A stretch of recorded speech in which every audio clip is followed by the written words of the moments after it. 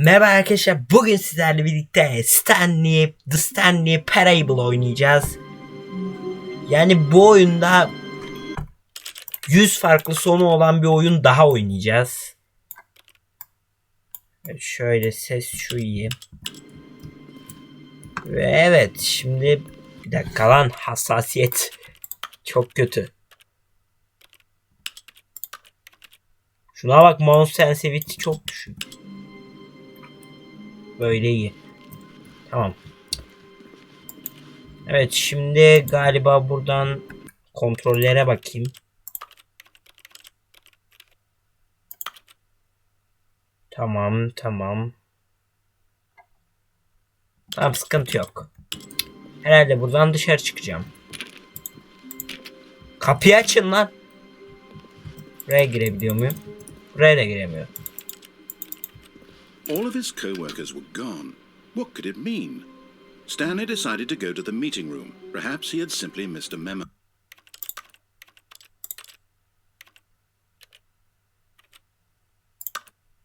Bir dakika, şöyle bir alt yazı yapalım.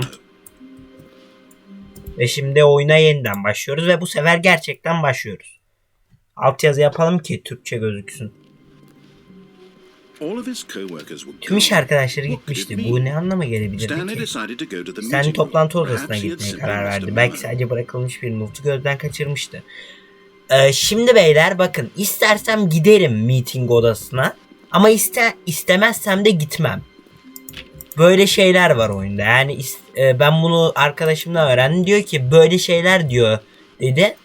Ama istersen de gitmiyorsun dedi. Yani farklı yerlere de gidebilirsin dedi. Kapıları açamıyorum. Stanley went around touching Stanley every little ofisteki thing in hiçbir the şey. office, but it didn't make a single difference, nor did it advance the story in any way. Evet, hiçbir şey yok. Her tarafta kapalı şu an. What the fuck, bilgisayar kapandı.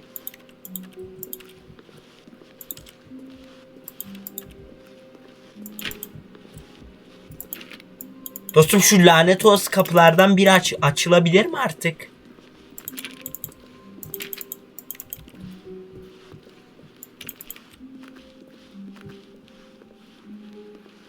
No matter how hard Stanley looked, he couldn't find a trace of his co-workers.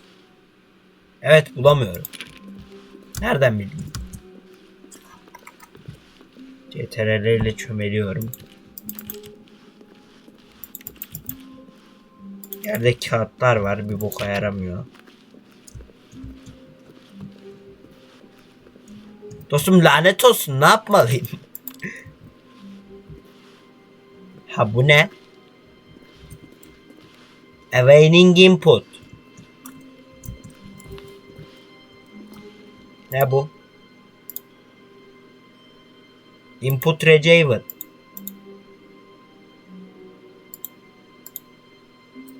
Ne yapmam gerekiyor? Bir şeyler yaptım ama anlamadım.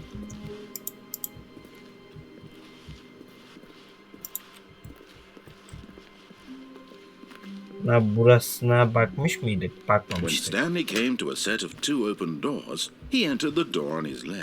Bakın mesela soldaki kapıdan girdi diyor ama biz istersek sağdakinden de girebiliriz.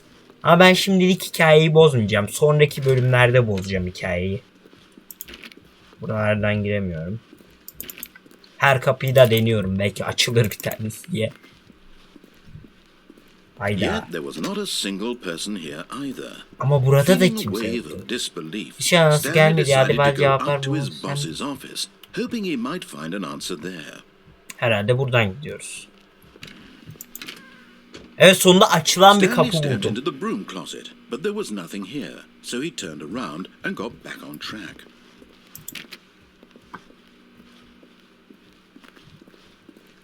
Coming to a staircase, Stanley walked upstairs to his boss's office. Tam yukarıya gideceğiz.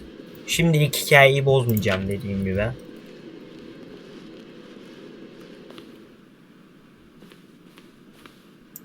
Bu bedroom.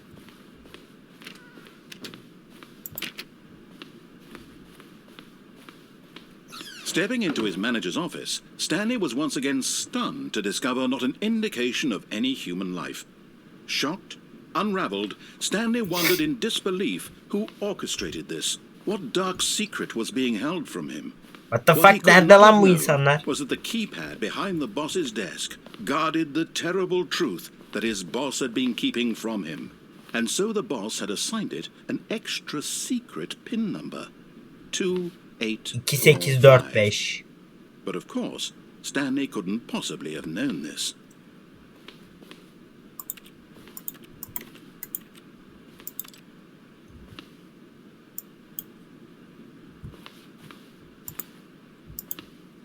Ama şeye basınca Stanley inne just sat çeçildi. around twiddling his thumbs.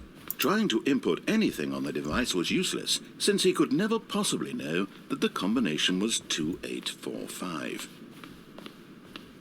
What the fuck, nereye gireceğim ki? 2845.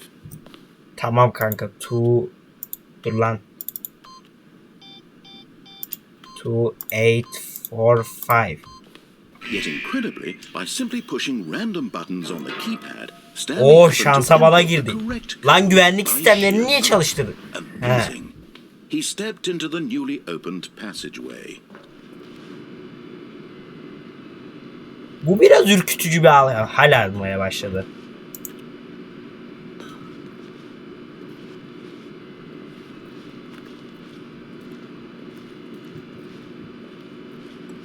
What the fuck? Ne oluyor? Bunun bir korku oyunu olmadığına emin miyiz? Yani şu anda bir şey karşıma çıkarsa ben burada hoplar giderim yani. Hoplarım, böyle havaya uçarım ben bir anda bir şey karşıma çıkarsa. Stanley kendini biraz ayrıcalıklı hissetti. It was a stirring of emotion in his chest, as though he felt more free to think for himself, to question the nature of his job. Why did he feel this now, when for years it had never occurred to him? Çünkü insan yaşam belirtisi yok. Unanswered for long.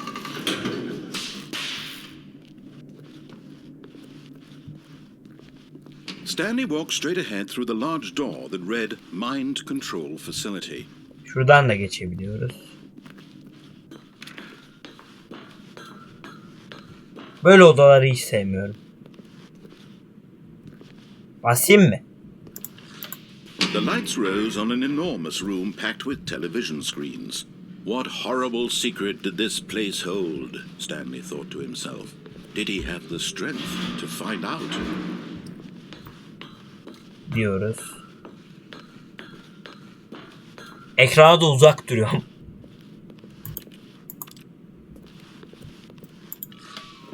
Now the monitors jumped to life. Hayda. Each bore the number of an employee in the building, Stanley's co-workers. The lives of so many individuals reduced to images on a screen, and Stanley, one of them, eternally monitored in this place where freedom meant nothing. Şimdi buradan mı gideceğim? Buradan gidemem. Açık değil. Buradan geri döneyim. Geri dönmüyoruz lan. Buraya gitmemiştim. Gitmiş miydim? Hayır. This mind control facility, it was too horrible to believe. It couldn't be true. Had Stanley really been under someone's control all this time? Was this the only reason he was happy with his boring job? That his emotions had been manipulated to accept it blindly? Bu arada oyunu bilmiyorum gerçekten. No, he refused to believe it. He couldn't accept it. His own life in someone else's control? Never. It was unthinkable. Wasn't it? Was it even possible? Had he truly spent his entire life utterly blind to the world? Anlatıcı, abartma. Ne şey yapıyorsun? The heart of the operation. Controls labeled with emotions. Happy or sad or content. Walking, eating, working. All of it monitored and commanded from this very place. And as the cold reality of his past began to sink in, Stanley decided that this machinery would never again exert its terrible power over another human life. For he would dismantle the controls once and for all. Nasıl parçalayacağım lan? Buradan herhalde. Bu ne? 5. Bastım ama bir şey olmamıştır herhalde. Buradan parçalıyoruz herhalde. And when at last he found the source of the room's power, he knew it was his duty, his obligation, to put an end to this horrible place and to everything it stood for. Dan.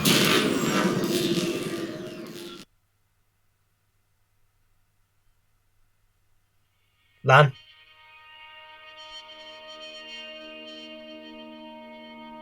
Oğlum bir şey söyleyin.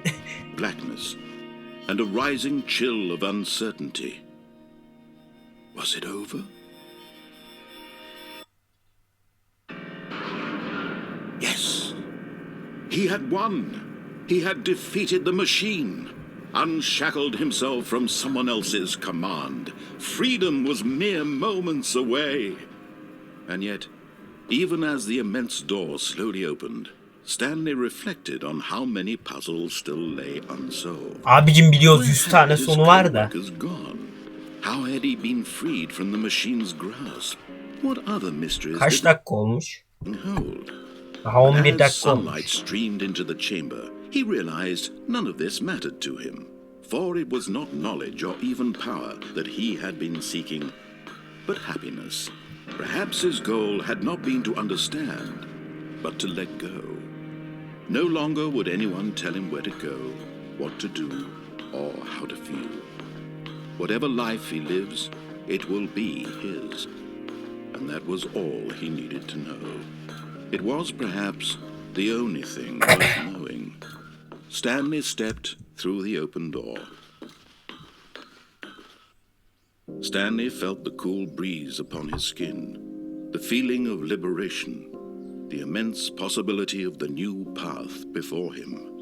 This was exactly the way, right now, that things were meant to happen. And Stanley Evet kanka. was happy.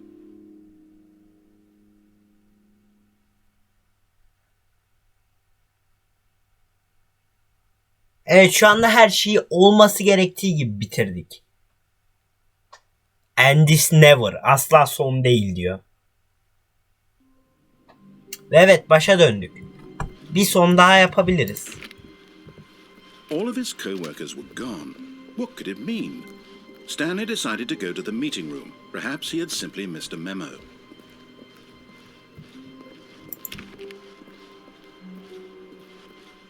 Buralarda bir şey yapılmıyor.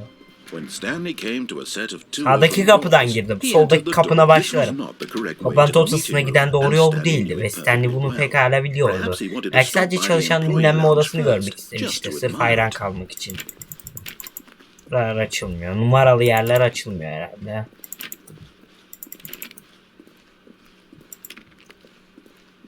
Bir dakika lan bir imleç yok mu ya? Bu ne? Bu değil. Buna etkin yapalım. Yok.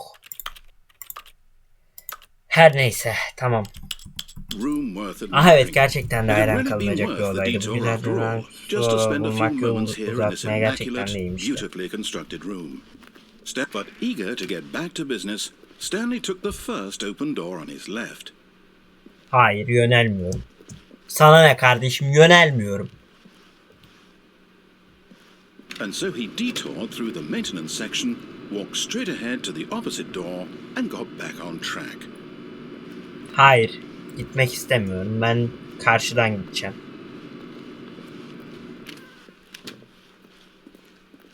Yet there was not a single person here either. Feeling a wave of disbelief, Stanley decided to go up to his boss's office, hoping he might Tam find an patronun answer there. ofisine değil buradan aşağı Coming to a gidelim. staircase, Stanley walked upstairs to his boss's office.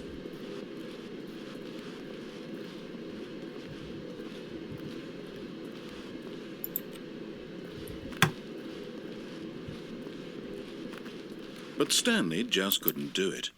He considered the possibility of facing his boss, admitting he had left his post during work hours. He might be fired for that. And in such a competitive economy, Mantıklı. why had he taken that risk? All because he believed everyone had vanished. His boss would think he was crazy. And then something occurred to Stanley. Maybe, he thought to himself, maybe I am crazy. All of my co-workers Tabii, blinking kayboldu, az önce mysteriously out of gördük. existence in a single moment for no reason at all. None of it made any logical sense. And as Stanley pondered this, he began to make other strange observations. For example, why couldn't he see his feet when he looked down? Why did doors close automatically behind him wherever he went? And for that matter, these rooms were starting to look pretty familiar. Mantıklı bu arada. Şu anda aynı odaları gezdiğimin farkındayım. This is all too strange. This can't be real. And at last, he came to the conclusion that had been on the tip of his tongue. Abicim farklı bir odaya varabilir miyiz artık? I'm dreaming, he yelled. Korktum lan. Ne bağırıyor? Oh, what a relief Stanley felt to have finally found an answer, an explanation. His co-workers weren't actually gone. He wasn't going to lose his job. He wasn't crazy after all. And he thought to himself, I suppose I'll wake up soon. I'll have to go back to my boring real-life job pushing buttons. I may as well enjoy this while I'm still lucid. So, he imagined himself flying and began to gently float above the ground. Lan. Then he imagined himself soaring through space on a magical starfield, and it too appeared. It was so much fun, and Stanley marveled that he had still not woken up. How was he remaining so lucid? And then perhaps the strangest question of them all entered Stanley's head. One he was amazed he hadn't asked himself sooner. Neymiş o soru? Why is there a voice in my head dictating everything that I'm doing and Doğru lan. thinking? Sen niye varsın? Now the voice was describing itself being considered by Stanley, who found it particularly strange. I'm dreaming about a voice describing me, thinking about how it's describing my thoughts, he thought. And while he thought it all very odd, and wondered if this voice spoke to all people in their dreams, the truth was that, of course, this was not a dream. How could it be? Was Stanley simply deceiving himself? Believing that if he's asleep, he doesn't have to take responsibility for himself? Stanley is as awake right now as he's ever been in his life. Now, hearing the voice speak these words was quite a shock to Stanley. After all, he knew for certain, beyond a doubt, that this was in fact a dream. Did the voice not see Kardeşim rüya mı değil mi? magical stars just a moment ago? How else would the voice explain all that? This voice was a part of himself too. Surely, if he could just... He would prove it. He would prove that he was in control, that this was a dream. So he closed his eyes gently, and he invited himself to wake up. He felt the cool weight of the blanket on his skin, the press of the mattress on his back, the fresh air of a world outside this one. Let me wake up, he thought to himself. I'm through with this dream. I wish it to be over. Let me go back to my job. Let me continue pushing the buttons. Please, it's all I want. I want my apartment, and my wife, and my job. All I want is my life exactly the way it's always been. My life is normal. I am normal. Everything will be fine. I am okay. Oğlum şu anda ekrana bir şey mi zıplayacak? Aynı yerdeyiz. Lanet olsun. Stanley began screaming. Please, someone wake me up. My name is Stanley. I have a boss. I have an office. I am real. Please, just someone tell me I am real. I must be real. I must be. Can anyone hear my voice? Who am I? Who am I? Ne oluyor lan? And everything went black. What? Neden? This is the story of a woman named Mariella. Mariella woke up on a day like any other. She arose, got dressed, gathered her belongings, and walked to her place of work. But on this particular day, her walk was interrupted by the body of a man who had stumbled through town talking and screaming to himself, and then collapsed dead on the sidewalk. And although she would soon turn to go call for an ambulance, for just a few brief moments she considered the strange man. He was obviously crazy, this much she knew. Everyone knows what crazy people look like. And in that moment, she thought to herself how lucky she was to be normal. I am sane. I am in control of my mind. Şu anda var ya sadece izliyorum yani, bu nasıl bir oyun lan? Comforting to think this, and in a certain way, seeing this man made her feel better. But then she remembered the meeting she had scheduled for that day. The very important people whose impressions of her would affect her career, and by extension, the rest of her life. She had no time for this. So it was only a moment that she Kardeşim biz en son Stanley değil miydik? Ne ara Mariella'nın hikayesine döndük?